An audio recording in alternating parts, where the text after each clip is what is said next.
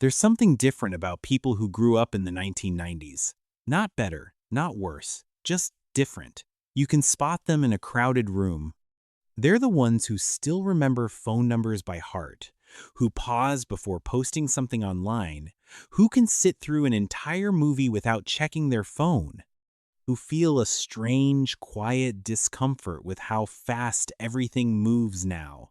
They're not resisting the future, they're just wired by a past that moves slower. And psychologists are only now beginning to understand why this decade didn't just shape a generation, it created a specific type of psychological architecture that shows up in how these people think, feel, and navigate the world today. Let's start with something most people get completely wrong. We assume that growing up with less technology made you less prepared for the digital world. But the opposite is true. You didn't grow up without technology. You grew up watching it arrive. You remember the before and the after, the world without internet, and then suddenly the world with it. You were there when everything changed, and your brain, it logged every single shift. This isn't nostalgia.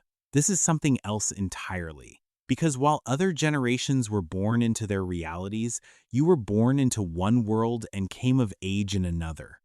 You are, neurologically speaking, bilingual, fluent in both the analog and the digital. And that creates a psychological experience that's hard to explain to anyone who didn't live it. Here's what that actually looks like. You're scrolling through your phone and suddenly you stop. Not because you're done, but because something in your brain whispers this is too much. You put the phone down, you stare at the wall. You don't know why, but you need a minute. That pause, that's not self-discipline. That's your nervous system remembering a time when information came slower, when boredom was normal, when your brain had space to just exist. Psychologists call this overstimulation awareness, but for you, it's just a feeling. A low-level hum of discomfort when things move too fast, when there's too much input, when the noise doesn't stop. You were raised in a world that still had silence in it, real silence, and your brain is still calibrated to that rhythm. It craves it, even now. Think about Saturday mornings. You'd wake up and there was nothing to do. No notifications, no messages, no updates, just you and the slow stretch of the weekend ahead. You'd watch cartoons, sure, but only the ones that were on. You couldn't choose. You couldn't skip. You just watched what was there. And when it ended, it ended. You'd go outside. You'd call a friend on the landline and talk for an hour about nothing. You'd ride your bike with no destination. You'd sit on your bed and stare at posters and think, this wasn't loneliness. This was how your brain learned to be alone without feeling empty. You became comfortable with your own company because you had no choice. There was no algorithm suggesting what to do next. No endless scroll to fill the void, just you. And that taught your brain something crucial, that being unstimulated is not an emergency. Modern brains are wired to panic in silence, to reach for distraction the second boredom appears. But your brain learned early that boredom isn't a problem to solve. It's just a state, a neutral one. And because of that, you can sit in waiting rooms without spiraling. You can take long drives without needing a podcast. You can lie in bed without reaching for your phone, not because you're disciplined, but because your brain doesn't interpret stillness as danger. But here's the part nobody tells you. This same wiring makes you feel slightly out of sync with the world now. You watch people younger than you move through life at a pace that feels almost frantic. They process information faster. They multitask effortlessly. They don't seem to need the pauses you do, and sometimes you wonder if you're falling behind, if your brain is too slow for the speed the world demands now. But what if it's not slowness? What if it's depth? Because while others are skimming the surface of 10 things at once, you're still wired to focus on one thing fully. To read an entire article before forming an opinion, to finish a thought before moving to the next, to let an idea sit before reacting. This isn't inefficiency. It's how your brain was trained to process the world. sequentially, thoroughly, with space in between. And this is where it gets interesting. Because growing up in the 1990s meant growing up in a specific kind of uncertainty. You didn't have instant answers. You couldn't Google something the second you wondered about it. If you wanted to know something, you had to wait. You had to ask someone. You had to go to the library. You had to sit with not knowing. This built something psychologists call tolerance for ambiguity, the ability to be okay with unanswered questions, with incomplete information, with not having clarity right away. And that shows up in how you handle life now. When something goes wrong, you don't immediately spiral into worst-case scenarios. You wait. You gather information. You sit with the uncertainty a little longer before reacting, not because you're calm, but because your brain learned early that answers don't always come immediately. And that's okay. But there's a shadow side to this, because the same brain that can tolerate uncertainty can also struggle with decisive action. You were raised in a world where choices were limited. There were 4 TV channels, a handful of radio stations. You bought the CD that was in the store that day. You wore what was available. You made plans and stuck to them because changing them required effort, phone calls, coordinating, real friction.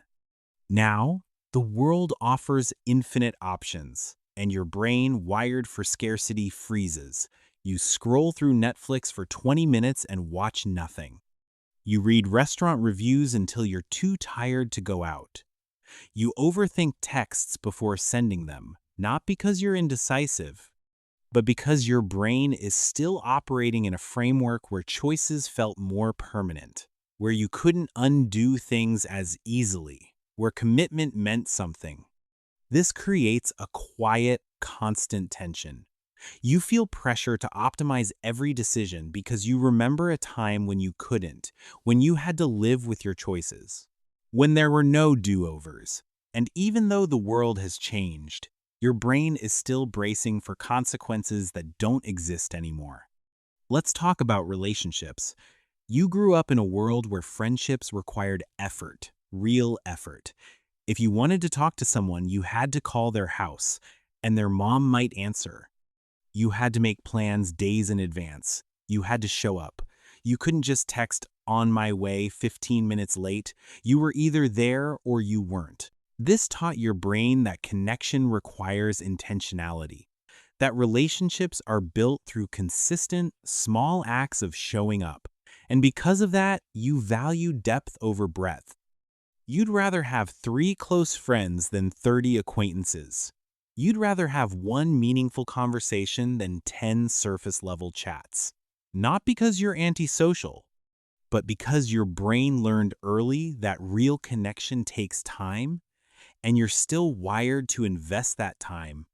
But this also means you feel the loss of it. You see how easily people ghost now, how relationships evaporate without explanation, how someone can be part of your daily life and then just disappear. And it confuses you.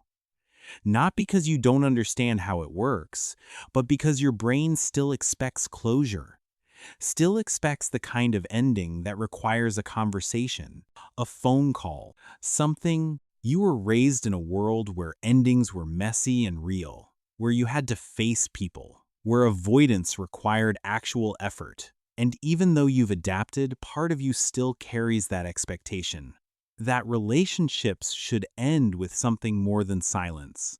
As you get older, this behavior doesn't disappear, it shifts. You start noticing how differently you move through the world compared to people just a few years younger. They're louder online, more comfortable being seen, more willing to share everything. And you're still instinctively private, still editing yourself before posting, still thinking twice about what you make public. This isn't shame, this is self-protection, because you grew up in a world where mistakes weren't permanent, where embarrassing moments faded because there was no record, where you could reinvent yourself by moving schools or cities and no one would know who you used to be. Your brain learned early that privacy is safety, that not everything needs to be shared, that some parts of you can stay just for you. And even now, decades later, that instinct remains. You hesitate before posting. You delete captions and rewrite them. You think about how something will be perceived before you share it. Not because you're insecure, but because your brain is still operating from a framework where permanence felt different. Where once something was out there, it stayed out there. And you couldn't just delete it and move on. Here's what researchers are discovering. This generation, the ones who grew up between the analog and digital worlds, processes emotional regulation differently. When life feels chaotic, you don't always reach outward. You reach inward. You retreat. You need time alone to process. You need space to think without input. You need silence to hear yourself again. This looks like self-isolation to people who don't understand it. But it's not. It's recalibration. Your brain learned early that sometimes the best way to handle overwhelm is to step back, to create distance, to let things settle. You don't need constant reassurance. You need space. And that space isn't loneliness, it's restoration. You are not broken. You are not behind. You are not too slow, too private, too cautious, too quiet. You are wired by a world that moved differently. A world that required patience, effort, presence, and depth. And those patterns are still in you, not as flaws, but as foundations. You carry the before and the after, the silence and the noise, the slowness and the speed, and that makes you someone who understands both.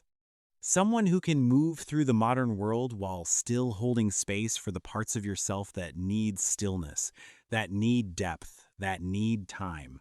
You don't need to change. You just need to remember that the way your brain works isn't wrong. It's just calibrated to a different frequency. And in a world that moves faster every day, that frequency might be exactly what keeps you grounded.